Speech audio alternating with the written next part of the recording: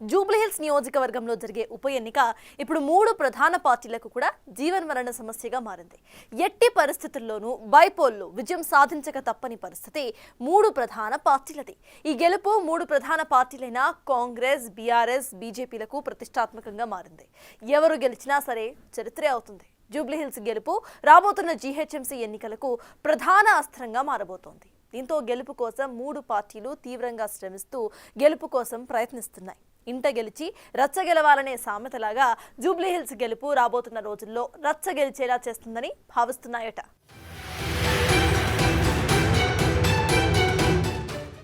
జూబ్లీహిల్స్ నామినేషన్ల పర్వం ముగియటంతో ప్రచారంపై 3 ప్రధాన పార్టీలు ఫోకస్ పెంచాయి. జూబ్లీహిల్స్ ఉప ఎన్నిక ప్రచారం రసవత్తరంగా మారుతోంది. ఈ ఎన్నిక ఫలితం ప్రభావం వచ్చే జీహెచ్ఎంసీ ఎన్నికలు, స్థానిక సంస్థల ఎన్నికలపై ఉంటుందన్న అంచనాతో ఆయా పార్టీలు దీన్ని ప్రతిష్టాత్మకంగా తీసుకున్నాయి. అందుకు తగ్గట్లుగానే 3 పార్టీలు అగ్రనాయకులు, ఎంపీలు, ఎమ్మెల్యేలు, ఎమ్మెల్సీలతో పాటు సీనియర్లు, అనుబంధ విభాగాల నాయకులకు బాధ్యతలు అప్పగించేశాయి. నామినేషన్ల పరిశీలన కూడా పూర్తి కావటంతో ప్రచారాన్ని ముమ్మరం చేసేందుకు 3 పార్టీలు యాక్షన్ ప్లాన్తో ముందుకు వెళుతున్నాయట. అధికార కాంగ్రెస్ పార్టీకి జూబ్లీహిల్స్ నియోజకవర్గంలో గెలుపు సవాల్గా మారింది. స్థానిక యువనేత, అనుభవమున్న నవీన్ యాదవ్ కు టికెట్ను ఖరారు చేసింది. బీఆర్ఎస్ సిట్టింగ్ స్థానంలో గెలవటం ద్వారా స్ట్రాంగ్ మెసేజ్ ఇవ్వటానికి కాంగ్రెస్ పూర్తి స్థాయిలో ఫోకస్ చేస్తోంది. కాంగ్రెస్ పాలనకు జూబ్లీహిల్స్ ఉప ఎన్నిక పరోక్షంగా మారటంతో పార్టీ దీన్ని ప్రతిష్టాత్మకంగా తీసుకుంది. 2 నెలల క్రితమే మంత్రులు పొన్నం ప్రభాకర్, తుమ్మల నాగేశ్వరరావు, వివేక్ వెంకటస్వామిలకు ఇన్ఛార్జ్ బాధ్యతలు అప్పగించారు.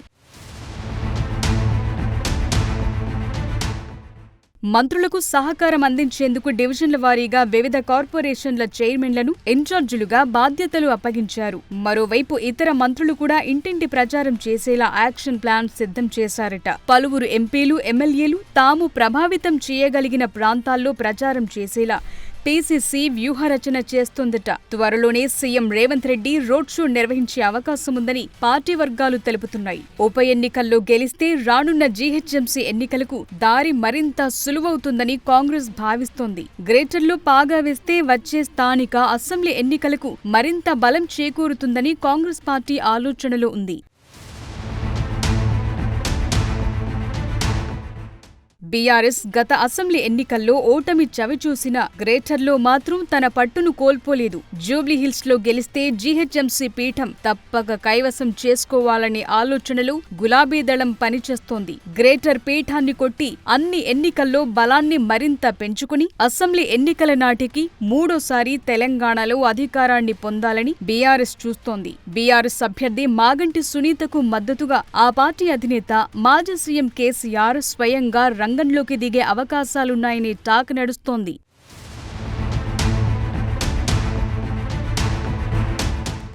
ఇప్పటికే ప్రకటించిన స్టార్ క్యాంపెయినర్ల జాబితాలు కేసీఆర్ పేరును పెట్టింది బీఆర్ఎస్. బీఆర్ఎస్ వెల్లడించిన స్టార్ క్యాంపెయినర్ల జాబితాలో కేసీఆర్ పేరు ఉండటం ఆసక్తికరంగా మారింది. 1-2 సభలకు కేసీఆర్ హాజరయ్యే అవకాశముందని పార్టీ నేతలు పేర్కొంటున్నారు. ఇప్పటికే 3-4 చోట్ల బహిరంగ సభలు నిర్వహించిన పార్టీ అగ్రనాయకులు ఇంటింటి ప్రచారానికి ప్రాధాన్యమిస్తున్నారు. మిగతా పార్టీల కంటే ముందుగానే అభ్యర్థిని ప్రకటించిన బీఆర్ఎస్ ప్రచార పర్వాన్ని కూడా అదే రీతిన కొనసాగిస్తోంది. ముఖ్య నేతలకు, డివిజన్ల వారీగా నాయకులకు బాధ్యతను అప్పగించింది గులాబీ పార్టీ. సెంటిమెంట్, సానుభూతి అంశం తమకు కలిసి వస్తుందన్న ధీమాతో బీఆర్ఎస్ నేతలు ఉన్నారట. లేట్గా అయినా లేటెస్ట్ అంటూ బీజేపీ కూడా తగ్గేదేలే అంటోంది. బీజేపీ జూబ్లీహిల్స్ లో మరోసారి లంకల దీపక్ రెడ్డికి ఛాన్స్ ఇచ్చింది. గత అసెంబ్లీ ఎన్నికల్లో 3వ స్థానంలో నిలిచిన దీపక్ రెడ్డికి మరోసారి అవకాశమిచ్చింది. మైనార్టీలు ఎక్కువగా ఉన్న జూబ్లీహిల్స్ లో ఓ వర్గం ఓట్లు 2 పార్టీలు పంచుకుంటే మరో వర్గం సెటిలర్లు, కాలనీ, కమ్యూనిటీ ఓట్లు తప్పక తమకొస్తాయనే భావనలో బీజేపీ ఉందట. గత జీహెచ్ఎంసీ ఎన్నికల్లో గట్టి పోటీతో 48 డివిజన్లను కైవసం చేసుకోవటం బీజేపీ అవకాశంగా భావిస్తోందట. ఇక్కడ గెలిస్తే గ్రేటర్ పీఠం తప్పక తమదేనని బీజేపీ భావిస్తోంది. కేంద్ర మంత్రి కిషన్ రెడ్డి పార్లమెంటు నియోజకవర్గం పరిధిలోనే జూబ్లీహిల్స్ అసెంబ్లీ సెగ్మెంట్ ఉన్న నేపథ్యంలో ఆయన ఇప్పటికే పార్టీ క్యాడర్తో పలుమార్లు సమీక్షలు నిర్వహించి ప్రచారాన్ని వ్యూహాత్మకంగా కొనసాగిస్తున్నారు. 7 ఎమ్మెల్యేలకు నియోజకవర్గంలోని 7 డివిజన్ల బాధ్యతలు అప్పగించారు. రాష్ట్ర వ్యాప్తంగా వివిధ జిల్లాలకు చెందిన పలువురు సీనియర్ నాయకులకు పోలింగ్ బూత్, శక్తి కేంద్రాల బాధ్యతలు అప్పగించారు. ఇక ప్రచారానికి బీజేపీ పాలిత ముఖ్యమంత్రులు, యూపీ సీఎం యోగి ఆదిత్యనాథ్ కూడా పాల్గొనే అవకాశముందని కాషాయ దళం చెప్తోన్న పరిస్థితి. జూబ్లీహిల్స్ ఉప ఎన్నిక ప్రచారం కోసం 3 ప్రధాన పార్టీలు తమ ముఖ్య నేతలు, కార్యకర్తలను హైదరాబాద్లోనే మోహరించడంతో నియోజకవర్గంలో సందడి నెలకొంది. రసవత్తరంగా మారనున్న ఉప ఎన్నిక ప్రచారంలో 3 పార్టీలు ఎలా ముందుకు వెళ్లబోతున్నాయనేది వేచి చూడాలి.